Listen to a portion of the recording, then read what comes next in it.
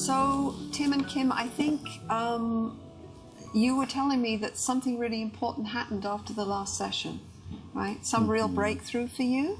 And we're going to be talking about you creating a resilience story for your relationship, of how you can heal your relationship.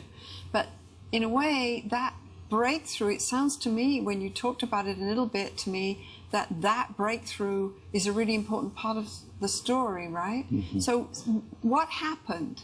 What happened? Kim, I think you said that there was a fight between Tim and your daughter. What happened there? Well, there'd been a whole bunch of build-up for about a week or so, I guess it was. And then there was an explosion, like a real explosion in between Timmy and Catherine.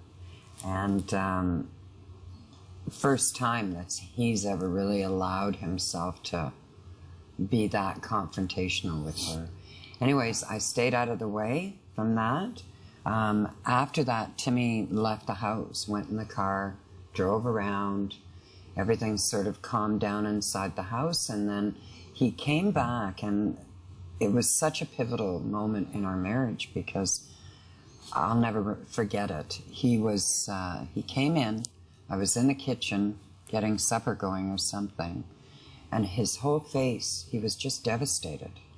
And you could see the feelings on his face. All the physicalness of being in great emotional hurt. Right. And he just approached me, and he said to me, you know, I'm falling apart, like, and he allowed me to embrace him in my arms, and he just broke down. He just sobbed and sobbed and sobbed and sobbed some more.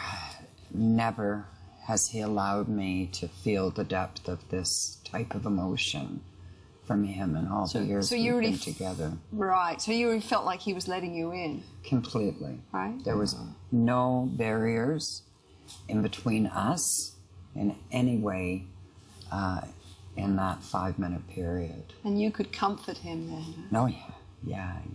Yeah, I'm like, oh my goodness.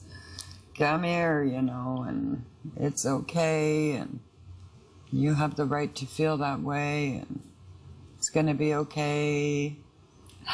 We can do this together. What was that like for you, Tim? It was great. Was it? It was hard. It was hard at first, but I was in lots of pain, you know, right. And it felt like all my defenses were coming down, you know, and that's what happened. And I gave Kimmy access to me. You know, you let her in. Yeah.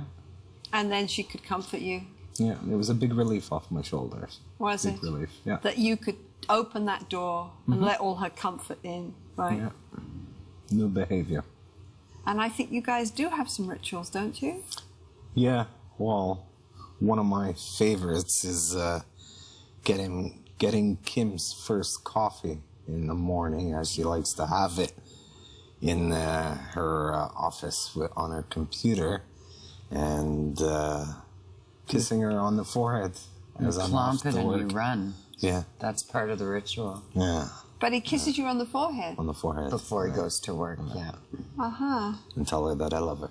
Yeah. As I'm heading off to work.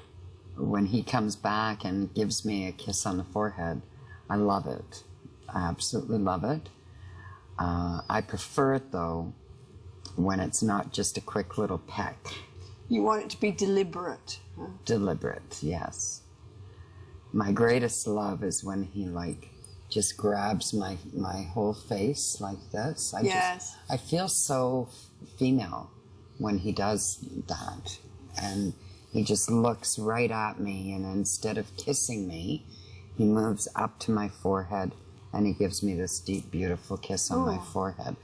And it's just so tender, and I feel deeply connected to him as my man when he does this. That's a wonderful ritual for me.